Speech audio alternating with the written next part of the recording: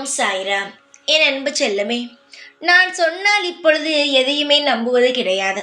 கேட்டால் சாய் சொன்னால் செய்து விடுவாரா என்று என்னையே பார்த்து கேட்கிறார். சாய் சொன்னால் நிச்சயமாக செய்வேன், அதை இன்றே பார்க்க போகிறார். அதனால்தான் நான் ஒரு முடிவுக்கு வந்து விட்டேன்.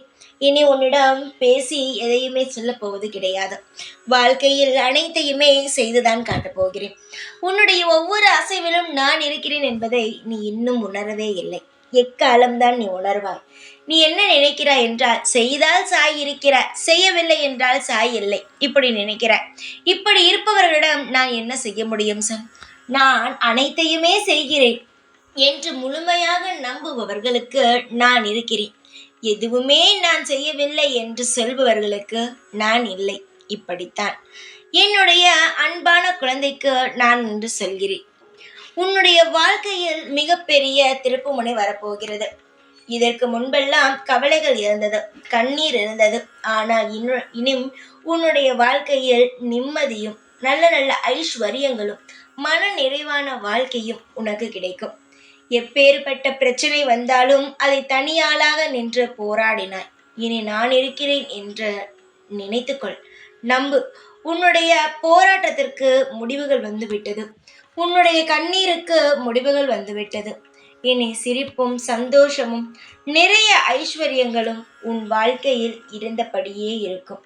நீ என்னுடைய குழந்தை. உன்னை ஒரு நாளும் ஒரு பொழுதும் நான் எக்காலமும் நான் உன்னை விட்டு பிரிந்து இருக்கவே மாட்டேன். வாழ்க்கையில் ஒரு பிரச்சனை வருகிறது என்றால் அதற்கு பின்பு மிகப்பெரிய சந்தோஷம் ஒன்று காத்திருக்கிறது என்று தான் அர்த்தம். அதை யாரும் புரிந்து கொள்ளாமல் தான் எனக்கு கஷ்டம் வந்து விட்டது, கஷ்டம் வந்து விட்டது, கஷ்டம் வந்து விட்டது என்ற இந்த வார்த்தையை சொல்லி சொல்லி மேலும் கஷ்டத்தை உருவாக்கி கொள்கிறார்கள். கால முழுவதும் நீ சிரித்தபடியும் சந்தோஷத்துடனும் இருக்க வேண்டும் என்றால் கஷ்டம் என்ற வார்த்தையை பயன்படுத்தாமல் இருப்பது உன் வாழ்க்கைக்கு நல்லது. எத்தனையோ நபர்கள் வாழ்க்கையில் கஷ்டப்பட்டு இருக்கிறார்கள். அது உனக்கும் உன் வாழ்க்கையில் நிறைய பேர் கஷ்டப்பட்டதை பார்த்திருப்பாய். திடீரென்று அவர்கள் முன்னேறியதை பார்க்கும் பொழுது, இப்படி இவர்கள் வாழ்க்கையில் கஷ்டம்தானே பட்டார்கள், எப்படி இவர்கள் முன்னேறினார்கள், நாம் மட்டும் எதற்காக கஷ்டத்தில் அப்படியே இருக்கிறோம் என்று சொல்கிறார். தங்கமே, அவர்கள் தன்னுடைய வேலையில் சரியாக இருக்கிறார்கள். நீ இல்லை என்று சொல்லவில்லை. ஆனால் தேவையில்லாத வார்த்தைகளை பயன்படுத்தும் பொழுது அதற்கான சக்தியும் அதற்கான பெயருடைய சக்தியானது மேலும் மேலும் அதிகரித்து உன் வாழ்க்கையில் இன்னும் அதிக பிரச்சனையை உருவாக்கி கொள்கிறது.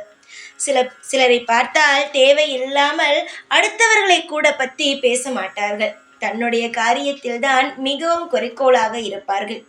அவர்கள் எல்லாம் பார்த்தால் சீக்கிரமாக வாழ்க்கையில் முன்னேறி விடுவார்கள். கேட்டால் அவர்களுடைய வாழ்க்கையை மட்டுமே கவனமாக இருப்பார்கள். சிலர் அவர்களுக்கு பெயர் சுயநலவாதி என்று கூட சொல்வார்கள். சுயநலவாதியாக இருந்தால் என்ன, அவர்களுடைய வாழ்க்கையை அவர்கள் நல்லபடியாக தக்க வைத்துக் கொள்கிறார்கள் அல்லவா? அதனால் யார் என்ன சொன்னாலும் காதில் வாங்காதே. உன்னுடைய வாழ்க்கையை பார்த்து கொண்டே இரு. அவர்களுடைய வாழ்க்கையை அவர்கள் பார்த்தால் நிச்சயமாக சொல்கிறேன், வாழ்க்கையில் எந்த பிரச்சனையும் வராது. மற்றவர்களாலும் உனக்கு வராது, உன்னாலும் மற்றவர்களுக்கு வராது. இது இப்படி இருக்கும். இன்றிலிருந்து சொல்கிறேன், எதையுமே கவலைப்படாதே. கஷ்டம் என்ற வார்த்தையை ஒரு முறை கூட பயன்படுத்தாதே. சீக்கிரமாக எப்படி மாறுகிறது என்பதை பார். அனைத்தும் உனக்கு நல்ல முறையில் நடக்கும். அதற்கு நானே பொறுப்பு. ஓம் சாய்ராம்.